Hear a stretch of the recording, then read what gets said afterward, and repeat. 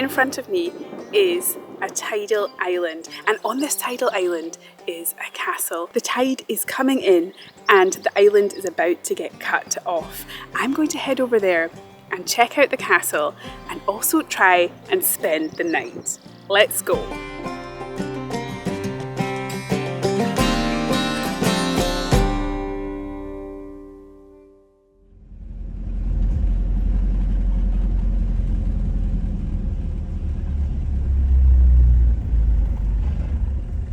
The tide has actually cut it off already. I think I need to go over in my bare feet to make it over to the island. I didn't realise how quickly the tide would come in. We still have 2 hours until the high tide. So here is the island in front of me and I need to try and make it across. I don't know if I'll be able to make it because I wonder how deep it is. Let's see.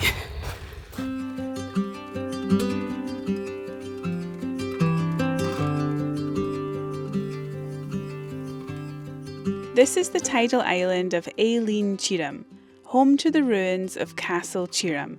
Located at the end of a long, narrow, single-track road, it's within a region known as the Rough Bounds. I made it over. Wow, that was a bit tight. The water is coming in so quickly. I don't know if you can see how quickly the water is moving. It is really quite quick. It is coming in. My goodness. It is flooding in now. Look at the speed of the tide. Nature is so powerful. It's now been around 10 minutes since I crossed over and look at how much the tide has come in. It is completely cut off now. I think it would be quite difficult to cross over. This is one of 17 tidal islands accessible from mainland Scotland. On islands outside of the mainland like Shetland, Orkney and the Outer Hebrides, there are even more tidal islands.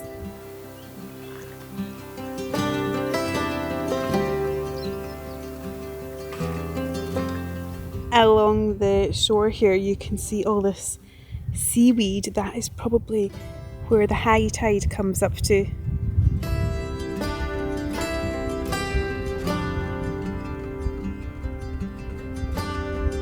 So this is the high tide, 7:10, and it is still such beautiful weather. Now I am well and truly stranded here on the island. I'm going to take a walk and try and find a sheltered spot to set up camp for the night. One of my options for the camp is this area here. I can see the water here and when it goes up and down with the tide, but I think it's a little bit windy, so round the back might be better.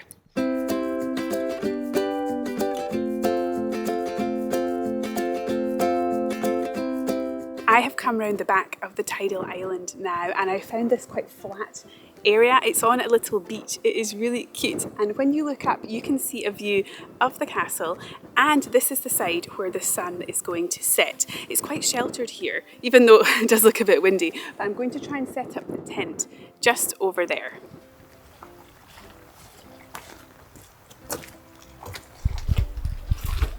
This is a little building beside the castle. I am so excited to be here and I am so excited to set up the tent and also explore the rest of the island and see the castle. Before I go and check out the castle and get my camp set up for the night, I want to share about an incredible new drone that I've been using recently in my videos. It's called the Hover Air X1 Pro Max. I've actually been using the original Hover Air X1 drone in my videos for over a year now, and I really love including drone shots in my videos. It's so much fun and it gives the videos such a different perspective. Hover Air's Pro Max drone is their new version and it's capable of shooting in up to 8K 4K. This means I can capture the footage of Scotland's landscapes in incredible clear detail. I can also crop the footage as well into vertical format, and I don't lose any of that quality. I often post on Instagram and TikTok, and the quality is perfect for that. My favourite thing about the Hover Air drone is how hands-free it is. I can do everything myself. I often see comments saying, "You're not alone, you must have someone with you filming," but it's not. I'm just using the Hover Air drone to film myself. To set up the drone, it is really easy. First, you need to use the app and set up the drone. Then you put the drone in the palm of your hand, press the button, and it will record you in whatever mode you have it set on.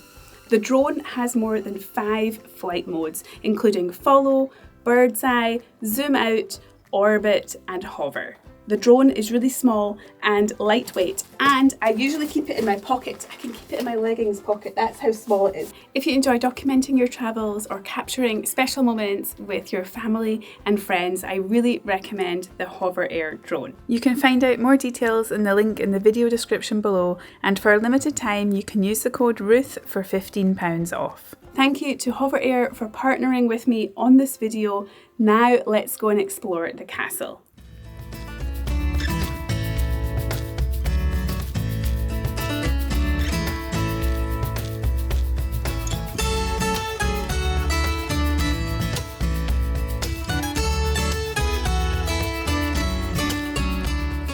I've just arrived quite close to the entrance of the castle. So this castle is from the 13th century. Wow, it's so special to be here on the island, cut off with the tide. No one else here. Let's go up and take a closer look. This is Castle Cheerham, which means dry castle in Gaelic. Built in the 13th century, it was once the ancestral seat of Clan Ranald, a branch of Clan Donald, and played a key role in centuries of Highland conflict. Strategically perched at the meeting point of Loch Moidart and the River Shiel, the castle controlled key sea routes to Loch Shiel and the Hebrides, once bustling highways of clan activity. Castle Cheerham was last inhabited during the Jacobite Rising of 1715. Clan Ranald supporters set it alight themselves to prevent it falling into government hands. I have made it to the top where the castle is located, but unfortunately it is closed. You cannot go inside because there's a safety warning. So this here is what you can see through the gates. Wow. It looks really impressive in there. In 1997, a proposal to restore the castle as a private residence and a clan centre was approved by the Highland Council, but blocked by Historic Scotland. In 2016, Historic Environment Scotland expressed cautious openness to limited restoration, though the debate continues. Today, Castle Cheerham remains a protected, scheduled monument, its ruined silhouette guarding the shore as it has for centuries. This here is the view from the top of the castle. So there's people staying in boats out there, and I saw them all come ashore earlier to have a walk on the island. Wow, that looks so much fun.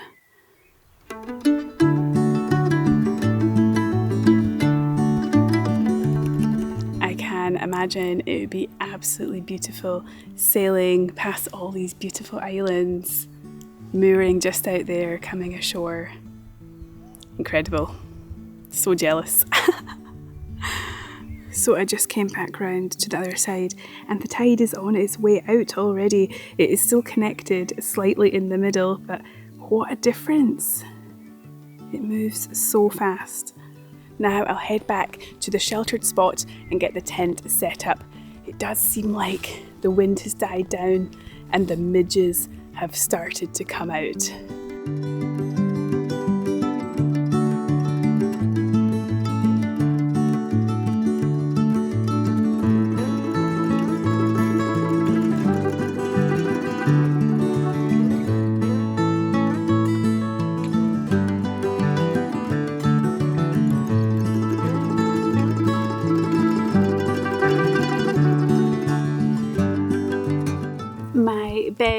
for the night is all ready. That looks really cozy. I never know whether to put the pillow at the far end or at the door.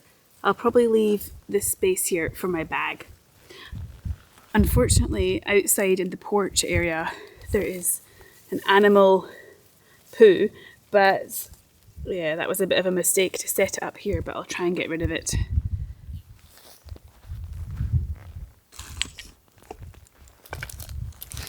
I wasn't sure what this situation would be like with the midges, so I brought this. I bought this a year ago. I've still never used it. I don't seem to have many issues with the midges. Some people seem to have a terrible time with them, but they don't seem to go after me. And then this is a net that you can put over your head to protect yourself from the midges.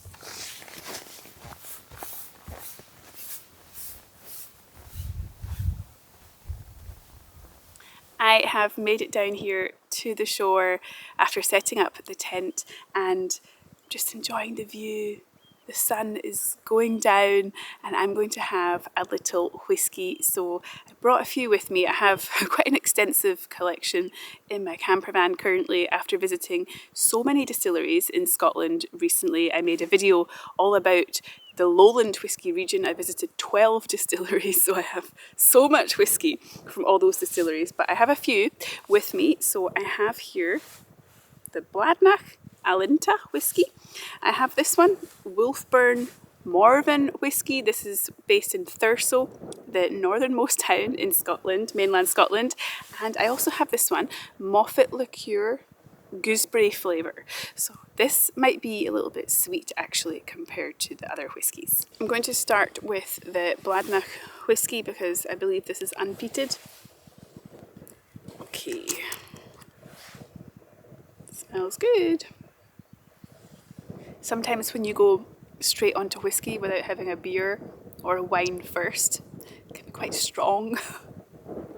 Very good though. Behind me here, I believe this is the Isle of Aileen Shona, and there are lots of very nice holiday accommodations you can book on there, and I believe this island is owned by Richard Branson's sister. I did read that somewhere. Might not be correct, but I think it is correct.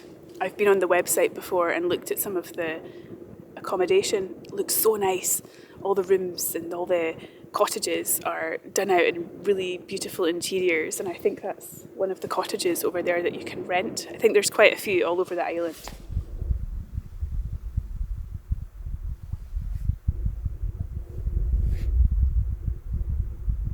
I'm going to cook some dinner.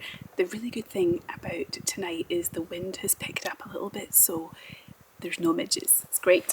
So tonight I'm going to be cooking some gourmet Italian risotto. I did bring a chunk of parmesan with me as well, which I'll chuck inside.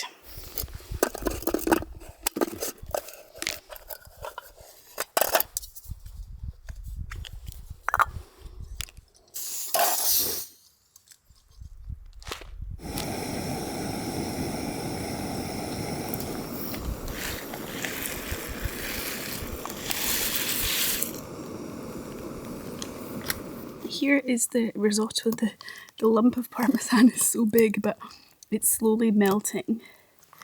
Yeah, this looks so yummy. Could pretty much be in Italy right now. Time for the risotto. First, a little sip of whiskey. I wasn't sure this would work because in a jet boil, I think you're only meant to put water, but I was very careful to make sure it didn't burn, so yeah, I think it's okay.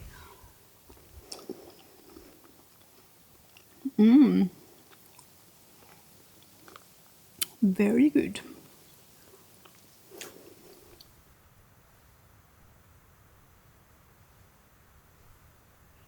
The dinner was absolutely great.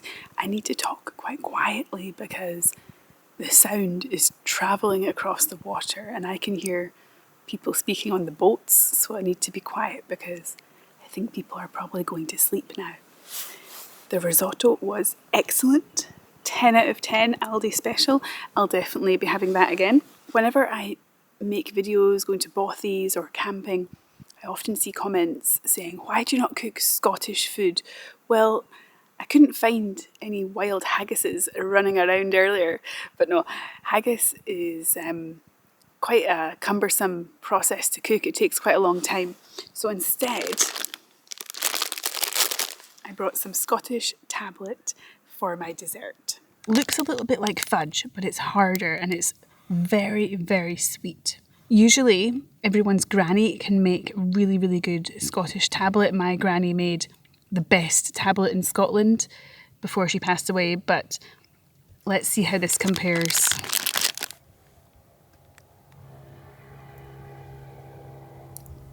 It's very good. Not too hard. Really nice amount of sweetness.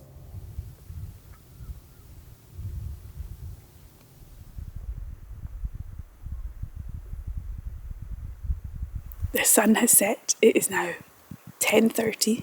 The sun set around 10 minutes ago. Before it gets dark, I need to tell you about the ghost story associated with this castle. This is a strange ghost story. It's quite different to some of the other ghost stories you may have heard before. So, there was a man called John that lived in this castle, and there was a frog that would not leave him alone. It followed him everywhere. Even if he took a boat and went somewhere else, he'd arrive there and the frog would be there. Even on his deathbed, this frog was still there. And it's said that you can sometimes hear the frog ribbiting from the castle. Tonight when I'm sleeping, I forgot my earplugs. So if the frog is heard tonight, I'll be able to hear it probably. I'll need to listen out for it. It has now got quite dark. I am going to head into the tent, go to sleep.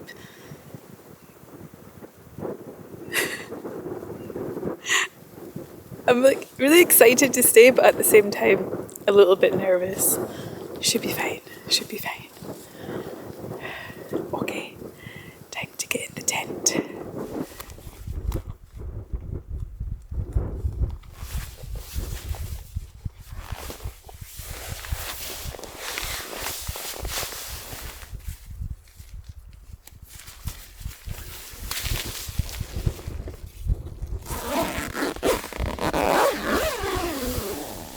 I've been asleep for maybe like 30 minutes, 1 hour. I was asleep for an hour.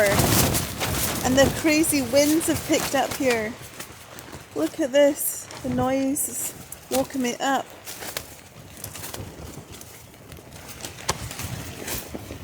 Ribbit, ribbit. Good morning. It is about 5 a.m. at the moment and the sleep wasn't great. It was very windy all throughout the night. It's fine now, but the movement of the tent was really noisy, so actually maybe having my earplugs would have been a good idea. There were no frogs during the night, but I did find a tick inside the tent. It was crawling on the inside walls and I managed to catch it and put it outside, but I'm a bit worried in case any ticks have got onto my body, so I'll need to check when I get back to my campervan. The high tide is around 7:30, so I'm going to pack up everything now and try and get back over to the mainland before the high tide comes in.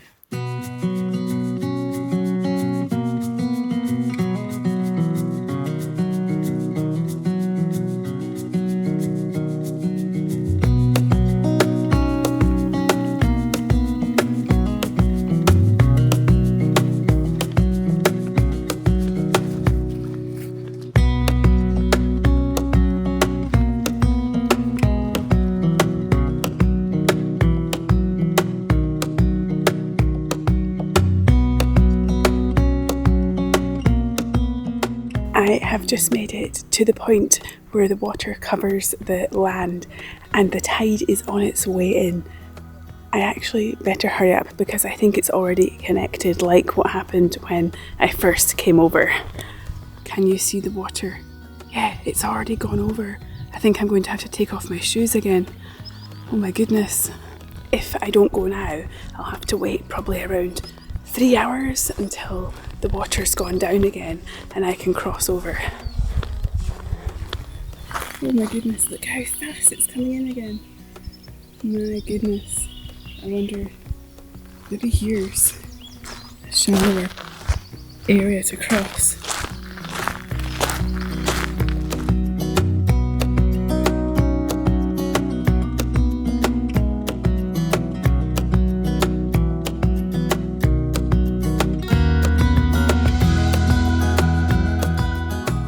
I made it over. Wow. I think if I'd left it any longer, it would be too much water. Wow.